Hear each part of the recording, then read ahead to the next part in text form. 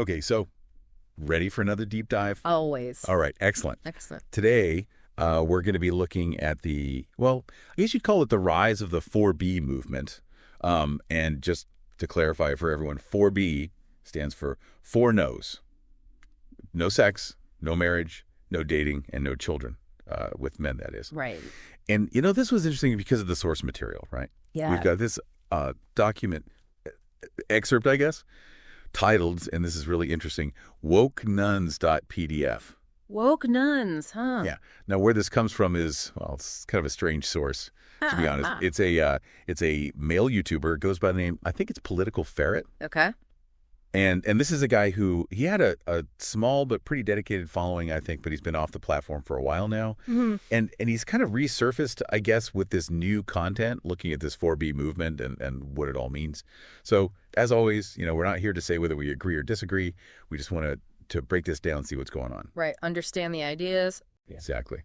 So maybe you can kick us off here. What exactly is this 4B movement, and why is it, well, I guess, why is it catching people's attention?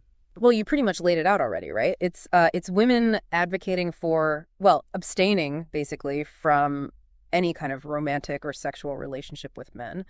And that includes, of course, no marriage, no having kids with men. And it's definitely gained some traction online, particularly in, well, certain groups, certain circles, especially with some progressive and feminist thought leaders. Right. And that kind of leads into, well, this whole woke nuns thing, right? Yeah. Political Ferret.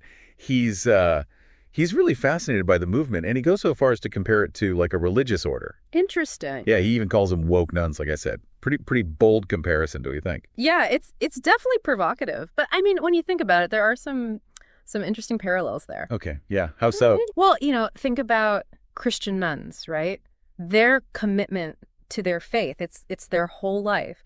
And then you have these 4B participants, and for them it's this woke message, this ideology that's, well, it's kind of their guiding principle. And he even talks about head shaving, right? Yeah, you mentioned that. Both groups, you see it, as this symbol of devotion, this outward sign of their commitment. Wow. Yeah, that is pretty striking when you put it like that. It's interesting, right? It makes you think, are there deeper connections here? Yeah. Yeah. Like psychologically, why are people drawn to these groups, these movements? Is it a need for belonging, a search for purpose, for identity, maybe? I mean, it's fascinating to think about it. It's almost like even when you have these movements that are, supposedly secular, they're still tapping into some of those same, well, I guess human needs, those same desires that we traditionally associate with religion. Right. But I also noticed that Political Ferret, he's not exactly convinced that this whole 4B thing is actually going to work, that it's going to achieve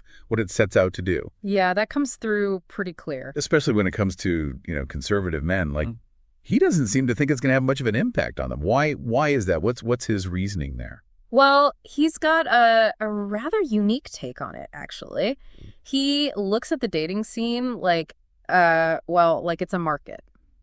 Oh, okay. So his argument is, if you have, a lot of these progressive women opting out, right, not dating men anymore, it creates this, well, a perceived scarcity of what he calls traditionally minded women. Okay, I see. And so because they're seemingly rarer now, they become more desirable, more sought after. And that, he says, could actually end up reinforcing those traditional gender roles that, well, the movement's trying to break down. So it's almost like in trying to change things, they might actually end up making them more entrenched. Yeah, it's kind of a paradox, isn't it? It really is. And he even goes a step further, right? He suggests that this outcome, whether it's intentional or not, it could actually be, well, beneficial to the women who do stick with those more traditional roles. Exactly. He's definitely playing with some pretty complex ideas here. He is. And, it's funny because if you know Political Ferret at all, like, he's known for, well, strong opinions, let's say. Right. But here, he's taking this almost neutral approach, Yeah. Like, he's analyzing it, he's dissecting it, but he's not really taking sides. It's different. It's definitely a departure from his usual style. Maybe his time away being off the platform, it gave him some perspective. Maybe he's trying to, I don't know, have a more nuanced conversation this time around. Yeah. It's an interesting thought. Now, he does leave us with this really thought-provoking question, right? He asks, could the 4B movement, even though it's, trying to reject traditional norms, could it actually end up strengthening them? What do you think about that? It's a great question. It's really something to think about. You have this movement, and it's rooted in these progressive ideals. Right. But then there are all these paradoxes, these potential unintended consequences.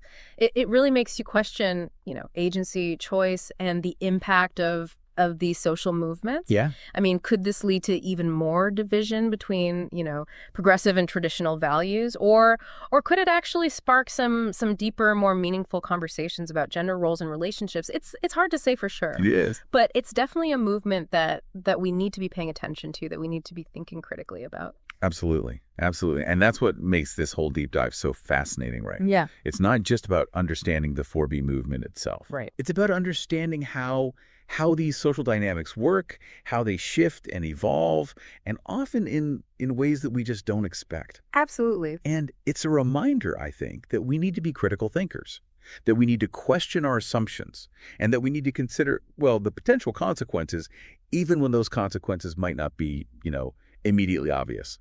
So, to everyone listening, here's something to think about as you go about your day. Could this 4B movement, in its attempt to create change, could it actually lead us down a path that we didn't anticipate? It's a question worth pondering, and honestly, the answer is probably a lot more complicated than we might think. Couldn't agree more. All right, well, that's another deep dive in the books. Thanks for joining us, everybody. Until next time. See you next time.